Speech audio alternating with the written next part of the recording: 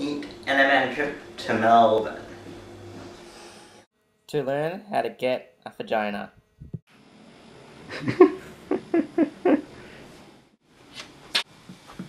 What are you doing, Nate? I'm web checking in so that we can sit together. Oh, yeah. Good.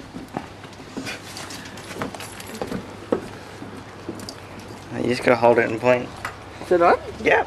It's recording. Wow, this is it. That's it. Okay. Alright, this could go horribly. Go down first. This is it. Oh, this time I know it's the real thing. I can't explain what I'm feeling. I'm lost for words. I'm in a daze. Goodbye, Bris Vegas. Bye, Jeff. Hey, Amanda. Hi. Hey, Amanda, how are you feeling? Not bad actually. Oh, yeah. Yes. Hey, I really like your outfit today. Oh, yeah. Yeah. Alright, let's do it. Let's do it. Hi guys. Which way's the airport? Forward. This is Ben, he's our driver. Hi, Ben. Hi. Road trip! I mean, airplane trip!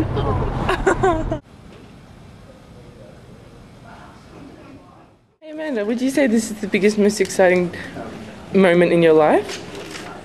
It's up there. It's up there with some of Oh yeah? What's it up there with? Would you say it's up there with Phoebe's birthday? Yeah, it's up there with Oh yeah. birthday. Would you say it's up there with the day you moved in with me? Yeah, that was the day. Oh yeah. Okay, that's all for now. Okay. Hey Amanda. Mm-hmm. On a scale of 1 to 10, 1 being not too phased and 10 being massive, how are you feeling about this expedition to Melbourne? 10. It's pretty scary. I'm really glad that my friend Nate's coming with me. Never been to Melbourne before. Wow. I just hope I've got all the right bits of paper for the doctors. And I hope I get to the doctors. And I hope they say yes. Cool. But, you know. And what's your goal coming home to Brisbane? I want to have a date for my vagina. Yep. Mm-hmm. Cool. Booked in. That's big. Locked in. Lock it in. I'd like to be August, late August. Yep. Vagina coming late August. Yep. We're gonna rename August Vagina Month. Vagina month. Yep. Month Yeah. of the VJJ. And I wanted to say also that with what you've got, we can make you the prettiest vagina ever made. Ever made. Ever made. Hey, what's your favorite word for vagina? What's your top 3? Vajiji, Yep. pussy, Yep. joiner. Yep, cool. Hello, Nate. Hi, Amanda and everyone. So Nate, what do you do on your Wednesday sometimes? Every second Wednesday I go to the gender clinic The gender clinic. where I do administration voluntarily Ah, for ATSAC. cool. Yep. What have you heard about going to the doctor's appointments in Melbourne? Oh, okay. I've heard one of the doctors, he's got a really boring office. Like, Boring you office? wouldn't even know that what he was doing. Mm-hmm. You wouldn't even know he was constructing vaginas.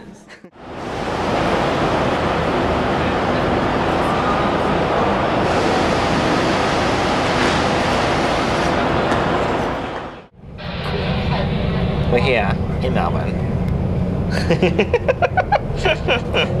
Yeah, we are. We are. Totally. We're not in Tasmania. Not Tasmania.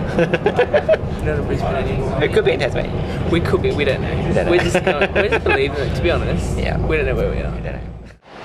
Southern Cross train bus station. And the buses take you from the airport and then to your hotel. City Centre Budget Motel. Place where me and Nate are staying for the next couple of days. On a scale of 1 to 10, how's your excitement level about new vagina? It's about 9.5. Yeah. Do you know my favourite thing? Oh my god! My new hat. Hot. It's pretty much my new favourite thing. What are you about to do? Nate's booked us a river cruise Oh wow, river cruise. for an hour. Wow. Going that way. Wow. Yeah, so we're gonna sit in a boat, just look at the river. Cool. Do you think, what's 3 things you think you might see on the river? Ducks. Maybe some ducks. Do you think that they might be the same ducks you just ate in a sausage? Yeah. Yeah. Some green water. I'm thinking lots of green water. Green water? Yeah, well the water's green. Green? You're green. My beer's green. It's all green. And the city of Melbourne, yes. Okay, the third appointment is a guy. Dr. Seba. Do you know what he does on the side? No. Hands. Hands. He's a hand surgeon. One that inspects your equipment. Oh wow. How do you feel about that? A bit nervous. Yeah. So basically it looks up, down, pokes, prods, and finds out what type of vagina you're gonna have. Wow. Do you think he'll flip out a book of like a menu? I'd like a menu. Yeah. But he's pretty much gonna say, you can have a labia, or your clitoris is gonna be this size. That's what I'm thinking. Have you been doing much research? I just read about all the risks, you know, that, you know, if you haven't got much to work with, you have less stuff, and you can end up not having any sex drive, but that's really unlikely, or having way too much sex drive, but that's also unlikely. And apparently the vagina they make is pretty similar to the one, to a biological vagina. Wow. What sort of vagina would you like? Well, Like design your own? pretty one, but the way it works is they build the vagina as if you were born with it. So they build it sort of like as if they could go back in time and stop the penis from growing and a vagina growing, and that's the vagina you end up with, like the one you should have been born with. Wow. That's what I've been told. It's amazing. Cool. Alright. So Anything else you want to add there? I'm a bit nervous about having someone look at my junk.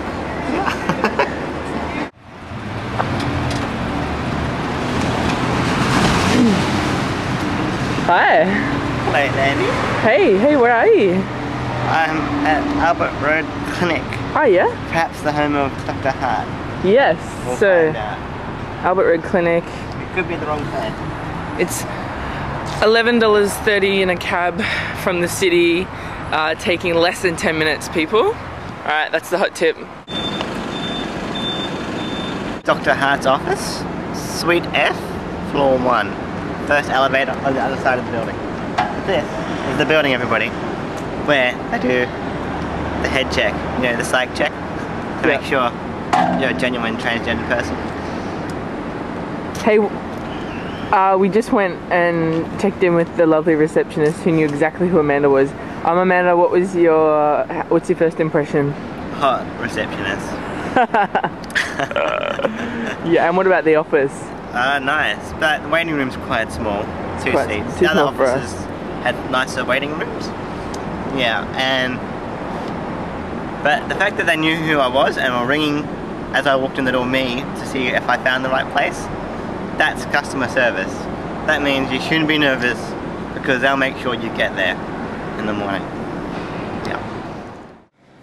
I passed. Passed. Great. Yeah. That's great. What It's was not it that like? scary. Not that scary. It was a bit like Dr. Gal Beeman. Very clever, very open, knows lots about transgender. He asks you the standard questions like, you know, well, one tricky one was, what do you reject about being male? Okay, so he says to you, He says to me, would you be happy to go through the surgery even if there was no functionality? yeah. In terms of, yeah, orgasming and stuff. So just be a makeup, like a physical look. And I said yes, I would. Yeah. That's a big decision. That is Everybody. a big decision. Yep. So, huge risk I'm taking, I feel. Yep. And I'd really want functionality. Yeah. Love it. But I guess I've just made that decision today. Yep. Then and there. Right there. Wow. Cool. Okay. Okay, just a little side note for anyone who's waiting for people at the Albert Road Clinic. If you walk up Middle Park Road, there's all these great shops along there. But if you go and sit in a park for half an hour and then walk up the road, you run out of time to look at the shops. That's my hot tip. We're at the Monash Medical Centre, and Amanda's being seen by Dr. Hunter. And so the Monash Medical Centre is a hospital by the looks. It's a big hospital, sort of not as big as the RBH, but bigger than the gender clinic in Brisbane, that's for sure. So this is it.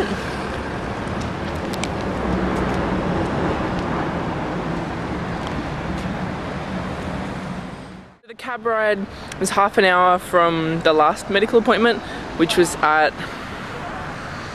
Albert Road, so half an hour from Albert Road, and like $35 in a cab. And Dr. Hunter is the guy that checks your hormones.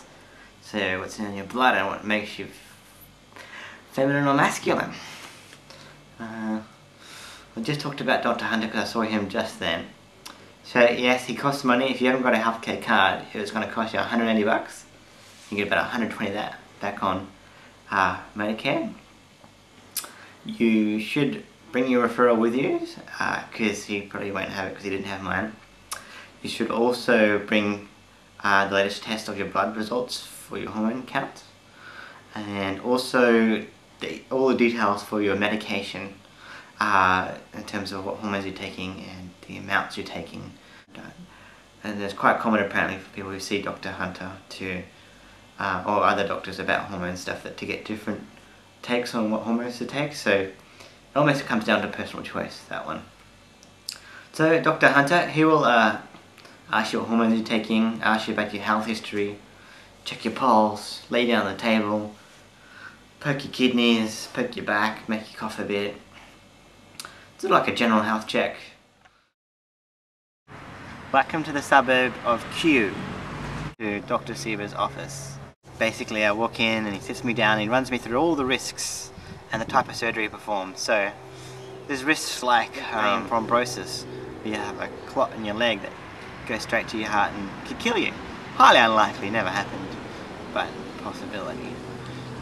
There's also another risk where you could puncture your bowel while doing the surgery, and it could take a year or so to fix that, and you could have smelly fluids running through your bowel and having to wear sanitary napkins for a year until they can fix the hole in your bowel.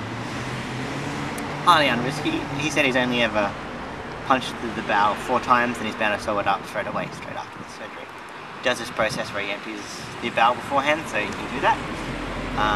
And he's fixed 2 of them up from someone else's job. He examined my body and asked me to take off all my clothes. First he examines my shoulders and asked to see my breasts. He asked then first if they were real or fake. I said, well, they're pretty real. He said, oh, this is impressive. And then he saw my tummy and he said, oh, you'll need to lose that. And yes, my healthy weight is 75 and I'm 83 at the moment. Maybe 84 kilos. The more weight you have, the more you have that as an obstacle to making the vagina canal. So then he asked me to lay on the table and pull down my pants and grabs my junk. Has a good poke around of everything in your junk, and yeah, but then tells you, examines foreskin especially, and then tells you, oh, that's enough, hop up, put your clothes back on, and says to me, I won't have enough skin to make a functioning vagina. Now I didn't know this before. A functioning vagina, according to Dr. Sieber and the medical profession, is a vagina that can fit a penis in it comfortably. I apparently at the moment only have enough skin to have a vagina that lets you pee, orgasm, and fit little dilators in it. However, there is a technique you can do with dilation, I think is the term, where you can over time stretch the skin and create a larger vagina. Or you can go back in a year and get extended colon surgery, which is a lot more complex, a lot more money. In fact, there's a panel that meets every month at the end of the month, and that meets, then my case gets put to the panel, and if the panel agrees, then I can be approved for surgery.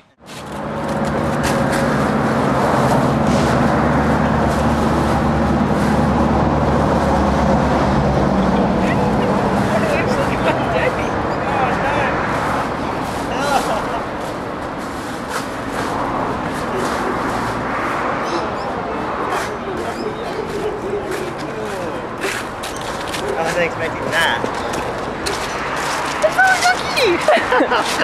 Totally yucky. Who knew? Who even knew? Pretty. Yucky. It's like snow, wet and cold.